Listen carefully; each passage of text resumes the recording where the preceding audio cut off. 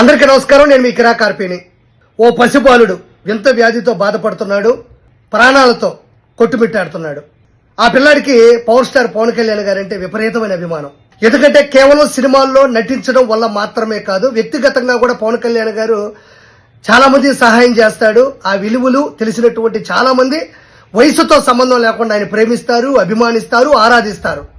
అలానే నిరంజన్ అనే కుర్రాడు ఓ వింత వ్యాధితో బాధపడుతూ చివరిసారిగా నాకు పవన్ కళ్యాణ్ గారిని చూడాలని ఉంది దగ్గర నుంచి అనడం, అది ఆయన సోషల్ మీడియా మాధ్యమం ద్వారా వినడం, వెంటనే అక్కడికి చేరుకోవడం, ఆ పిల్లాడి చెయ్యిని తీసుకొని ముద్దు పెట్టుకోవడం, చాలా ప్రేమగా పలకరించడం, పరామర్శించడం, శ్రీవారి కండువాని శాలువాని తనకి భుజాల వెనక భాగం నుంచి వేయడం, బొట్టు పెట్టడం, కన్నీటి పర్వంతో అవడం కూడా జరిగింది. ఆ పిల్లాడేమి వైఎస్ఆర్సీపీలో ఉండేటువంటి పెయిడ్ ఆర్టిస్ట్ కాదు. ఆ పిల్లాడేమి వైఎస్ఆర్సీపీలో ఉండే పెయిడ్ ప్రమోషన్స్, ఎమోషన్స్ ఉండే పిల్లాడు కాదు. నిజంగా ఓ వ్యాధితో బాధపడుతూ చివరి గడియలతో ప్రాణాలతో పోరాడుతున్నటువంటి వ్యక్తి ఆ పిల్లాడు. అది అందరికీ తెలిసిందే. వైఎస్ఆర్సీపీలో ఐపాక్ టీములు రోడ్డు పక్కన ఫేక్ సర్వేలు మాదిరిగా ఇక్కడ కోటేసుకొని ఒకలాగా, అక్కడికి వెళ్ళి గుట్కా వేసుకొని ఒకలాగా అప్పటికప్పుడు దొరికిపోయే కాదు కదా. అతను బాగాలేదు, ఆ విషయం తెలుసుకున్నాడు, ఓ వ్యక్తిగా వెళ్ళాడు తప్ప ఏదో జనసేనకు సంబంధించిన అధ్యక్షుడు గాను, లేదంటే డిప్యూటీ సీఎం గాను, లేదంటే పవర్ స్టార్ పవన్ కళ్యాణ్ గాను ఆయన వెళ్ళలేదు. ఆ పిల్లాడి కోరిక తీర్చడానికి, వీలైతే ఆర్థికంగా సహాయం చేయడానికి మాత్రమే వెళ్ళాడు. దానికి పేరు నాని ఏం మాట్లాడుతున్నాడో ఒకసారి విందాం.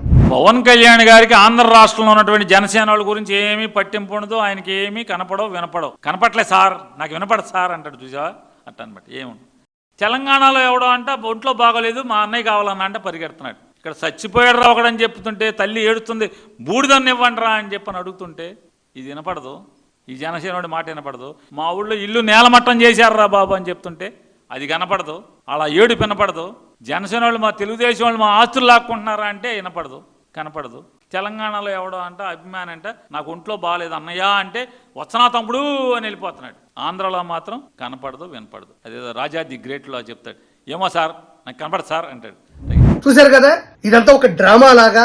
అన్నయ్యా అని ఆ పిల్లాడంటే తమ్ముడు, ఎంత వెటకారం ఇది, ఎంత అహంకారం ఇది. ఇలా మాట్లాడొచ్చా? పేరు నాని నిన్ను తిట్టాలంటే ఈ రోజు భారతదేశంలో ఉండే బూతులు సరిపోవేమో అనిపిస్తుంది. నిన్ను కొట్టాలంటే ఇదే భారతదేశంలో ఉన్న చొప్పులు కూడా సరిపోవనిపిస్తుంది. నిన్ను ఏ విధంగా పని చేయాలంటే అరుంధతి సినిమాలో పశుపతిని మదవెక్కిన గుర్రానికి కట్టి ఆ గుర్రం లాక్కెళ్తా చూడు, ఆ విధంగా పని చేయాలి నిన్ను. అలా మాట్లాడొచ్చా? తప్పు కదా. అక్కడ పరిస్థితి ఏంటి? రాజకీయంగా విమర్శించాలి, రాజకీయంగా మాట్లాడాలి, రాజకీయంగా ఎదుర్కోవాలి.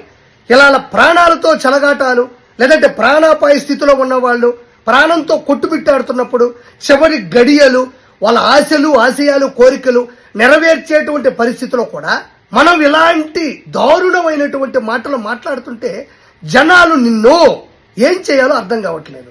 అందరూ షాక్ లో ఉన్నారు. ఈరోజు రేషన్ బియ్యం అమ్ముకొని ఆ డబ్బులతో అడ్డదిడ్డంగా తిని బలిసి కొట్టుకుంటున్న మాటలు ఇవి. బలిసి కొట్టుకుంటున్న మాటలు. జగన్మోహన్ రెడ్డికి పాలేరు పని చేస్తూ, జగన్మోహన్ రెడ్డికి ఊడిగం చేస్తూ, జగన్మోహన్ రెడ్డికి భజన చేస్తూ పదవుల కోసం మదవెక్కి మాట్లాడుతున్న మాటలు అవి. పవన్ కళ్యాణ్ గారు గతంలో కూడా పహల్గామా దాడిలో చనిపోయినటువంటి మధుసూదన్ రావు గారికి 50 లక్షల రూపాయలు వాళ్ళ కుటుంబం దగ్గరికి వెళ్లి పరామర్శించి పరిస్థితి తెలుసుకొని 50 లక్షలు ఇచ్చారు. భారతదేశ బార్డర్ లో దేశ సంరక్షణ కోసం చనిపోయిన ముద్దుబిడ్డ మురళీ నాయక్ కి వాళ్ళ కుటుంబం దగ్గరికి వెళ్లి పరామర్శించి 25 లక్షలు ఇచ్చారు. అదే జగన్మోహన్ రెడ్డి తెనాల్లో ఒక హెడ్ కానిస్టేబుల్ మీద అటాక్ చేసి చంపబోతుంటే వాళ్ళని పనిష్ చేస్తే వాళ్ళ మీద లేని కేసుంటూ ఏమీ లేదు, అన్ని కేసులు ఉన్నాయి. గంజాయి కేసు ఉంది, ఒక కేసు కాదు. ఒక హెడ్ కానిస్టేబుల్ ని చంపబోయినటువంటి నిందితుల్ని, దొంగల్ని, ఆల్రెడీ ఎన్నో కేసులు ఉండే వాళ్ళని జగన్మోహన్ రెడ్డి పరామర్శించడానికి వెళ్ళాడు. ఆ తర్వాత అక్కడికి వెళ్ళిన తర్వాత వాళ్ళ మీద కేసులు ఉన్నాయి కదా, అవి నాకు తెలియదు అన్నాడు. అలాంటి ముఖ్యమంత్రి కింద పనిచేస్తున్న వ్యక్తి నువ్వు. ఓ వ్యక్తి రాజకీయంగా బెట్టింగ్లు పెట్టుకుని డబ్బులు మొత్తం కోల్పోయి అప్పులోళ్ళు ఇంటి మీద కూర్చుంటే తట్టుకోలేక చనిపోతే ఆ వ్యక్తితో భారతదేశానికి సేవ చేసినట్టు, సమాజానికి సేవ చేసినట్టు, అతని కాంస్య విగ్రహాన్ని ప్రారంభోత్సవానికి అతని కుటుంబాన్ని పరామర్శించడానికి వెళ్ళినటువంటి మనిషి జగన్మోహన్ రెడ్డి. ఎవరిని పరామర్శిస్తాడు? ఏ వ్యక్తులు అన్నా నువ్వు వచ్చి మమ్మల్ని పరామర్శించు, మా పరిస్థితులు తెలుసుకో అని ఏ ఒక్కరూ అన్నా ఈ రోజుకి. అది బంగారుపాళ్యం దండుపాళ్యంతో వెళ్ళా, గుంటూరు మిర్చి రైతులకి దగ్గరికి వెళ్ళా, పత్తి రైతుల దగ్గరికి వెళ్ళా, ఎక్కడికి వెళ్ళినా ఏ ఒక్కరు నువ్వు రా అన్నా మా పరిస్థితి తెలుసుకున్నాను అనలా. అన్ని పెయిడ్ ప్రమోషన్సే కదా, పెయిడ్ ఆర్టిస్టులతోనే కదా, శాంతి భద్రతలకు ఆటంకమే కదా. ఈ చేష్టాలు చేసే మీకు ప్రజలు 11 సీట్లతో చెప్పు దెబ్బ కొడితే పవన్ కళ్యాణ్ గారికి 21 సీట్లు ఇచ్చారు. అంటే 11తో మీరు ఇలా ఉంటే మీ మెడ మీద 10 మెట్ల పైన పవన్ కళ్యాణ్ గారు నిలబెట్టారు. 11, 21, 10 పదే చెప్తున్నా, గుర్తుపెట్టుకోండి. సిగ్గులే, శరవులే. మీ కుటుంబంలో కూడా చాలా సమస్యలు ఉంటాయి, కుటుంబంలో వాళ్ళకి ఆరోగ్య పరిస్థితులు ఉంటాయి.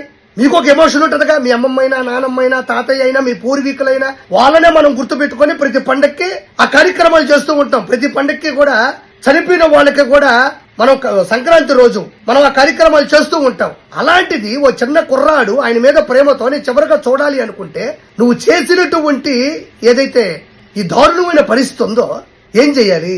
కాబట్టి ప్రజలు ఖచ్చితంగా దీన్ని అర్థం చేసుకోవాలి. పవన్ కళ్యాణ్ గారికి వాళ్ళ అభిమానులకి చెప్పగలిగింది ఒకటే, సార్ మీరు ఒక శిఖరం, మీరు ఇలాంటివి ఎన్నో చేశారు. ఒక పవర్ స్టార్ పవన్ కళ్యాణ్ అనే ఇమేజ్ తో ఈ రోజు ముఖ్యమంత్రి అవ్వలేదు. చిరంజీవి గారి తమ్ముడు అన్న ఇమేజ్ తో మీరు ముఖ్యమంత్రి అవ్వలేదు. పవర్ స్టార్ పవన్ కళ్యాణ్ అనే వ్యక్తి నిజాయితీగా, నికార్సుగా 10 మందికి సహాయం చేసే వ్యక్తి. తన దగ్గర ఉండేటువంటి పూర్తి అమౌంట్ ని పేద ప్రజలకు ఇచ్చేటువంటి వ్యక్తి. ఈ రోజు ప్రత్యేకంగా ఎవరో వచ్చి మాట్లాడితేనో, ఎవరో వచ్చే ఇలాంటి దౌర్భాగ్యంగా అంటేనో పవన్ కళ్యాణ్ గారి స్థాయిని తగ్గించలేరు, ఆయన స్థానాన్ని తగ్గించలేరు, ఆయన హోదాను తగ్గించలేరు. కాబట్టి ఇలాంటి వ్యక్తులని 2029 ఎలక్షన్స్ లో చెప్పుతో కొట్టినట్టు మళ్లీ ఓడించాలని మనస్ఫూర్తి కోరుకుంటూ థ్యాంక్ యూ సో మచ్.